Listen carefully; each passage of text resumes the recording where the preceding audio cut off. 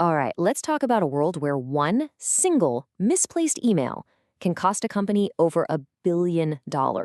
No joke. We're diving into the super high stakes, high pressure field of e-discovery. You might think that sounds like a movie plot, right? But nope, this was a real headline from the Wall Street Journal. It just perfectly sums up what can happen when the digital paper trail in a lawsuit goes completely off the rails. And the price for that mistake? Well, Yeah, $1.5 billion. That was the actual jury award. All because one of the biggest investment banks on the planet just couldn't get their electronic evidence together. So you've got to be asking, how does a simple email search turn into a billion-dollar disaster? Okay, so let's get right into that story, because honestly, it shows you just how massive the risks are here. So in this case, Coleman versus Morgan Stanley, the company made a huge, huge mistake. They stood up in court and certified, yep, we've given you every relevant email. But, whoops, they later found emails on 1,600 additional backup tapes. Can you imagine? The judge, well, he was not amused. He basically told the jury, hey, you can just assume whatever was in those missing emails was really, really bad for Morgan Stanley. He gave them what's called an adverse inference, which is legal speak for assume the worst. And the jury, they did just that. They took that assumption and ran with it all the way to a $1.5 billion verdict. Talk about a costly mistake. And that whole story really shines a spotlight on this massive problem we have today, right? We've gone from neat paper files in a cabinet to this absolute flood, a tsunami of digital information. And when a lawsuit hits, you're expected to sift through every last drop. So that whole process has a name. It's called e-discovery. At its core, it's just the formal process of exchanging electronically stored information, or ESI for short, between the two sides in a lawsuit. And ESI is, well, it's everything. Emails, Word docs, spreadsheets, stuff on backup tapes, data in the cloud, you name it. And this, right here, is why it's so incredibly difficult. It's not like you can just type a few words into a search bar. The pros have to figure out, okay, where is all this stuff even stored? Is it on a server in the office? On someone's laptop? A random thumb drive? What about that ancient computer system humming away in the basement? And what about stuff that was deleted? Is that relevant? It's this unbelievably huge digital haystack, and the law says you have to find every single tiny needle. so the big question is, how on earth do you get through this digital maze without completely losing your way or, getting slammed with $1 billion fine? Well, lucky for everyone involved, there's a map. And here it is. This is the industry's roadmap. It's called the Electronic Discovery Reference Model, the EDRM. Now, I know, it looks a little complicated, but the whole point of this thing is to provide a framework.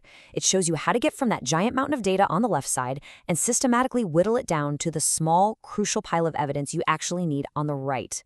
Let's just boil this whole thing down, because it's simpler than it looks. You can really think of it in 3 big steps.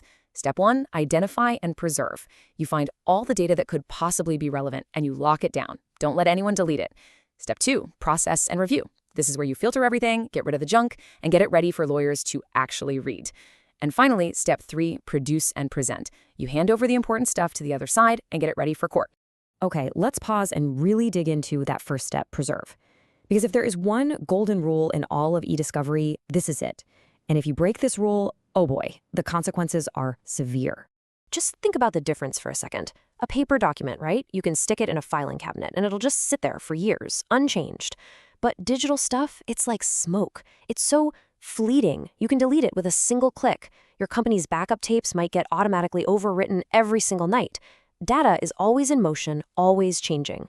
And that's exactly why this legal duty to preserve is 1,000,000 times more intense in the digital age. And when you fail to preserve evidence, there's a very specific legal term for it. It's called spoliation. It sounds kind of fancy, but all it means is you destroyed or hid or changed evidence when you had a duty to save it. And let me tell you, courts have absolutely zero tolerance for it. Let's look at a couple of classic cases that show you why. Okay, first up, a landmark case you have to know about. Zuba Lake versus UBS Warburg. This case is huge. It pretty much wrote the modern rulebook on how you're supposed to preserve electronic evidence. So what happened here is that the court laid down a critical new rule.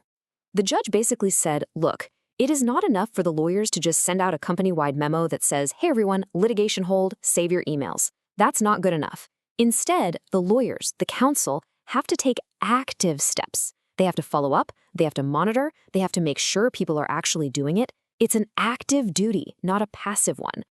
And what was the price for UBS failing in that duty? The jury hammered them with a $29.3 million verdict. Now that sends a message.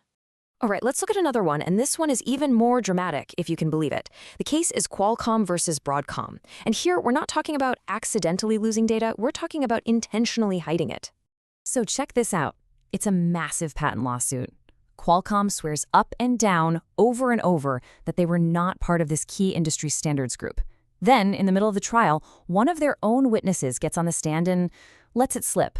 Yeah, actually, we were involved. Total bombshell. And then, like magic, Qualcomm suddenly finds and produces more than 200,000 relevant emails that, just a minute ago, they swore didn't exist.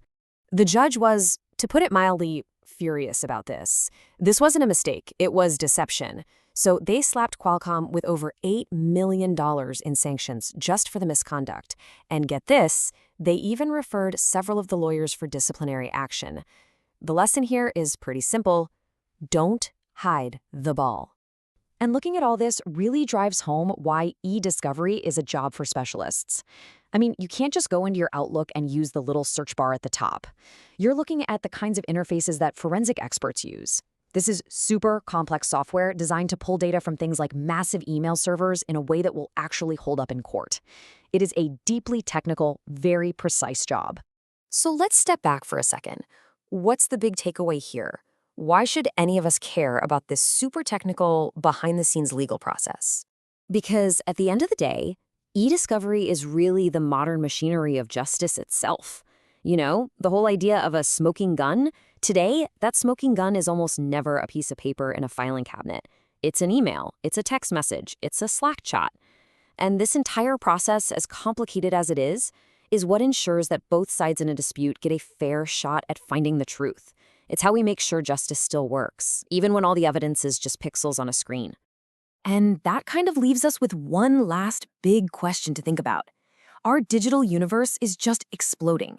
We create more data every single second of every day. In a world of literally endless data, can we ever really truly be sure we've found everything? Is the process of discovery ever really complete? It's a tough one.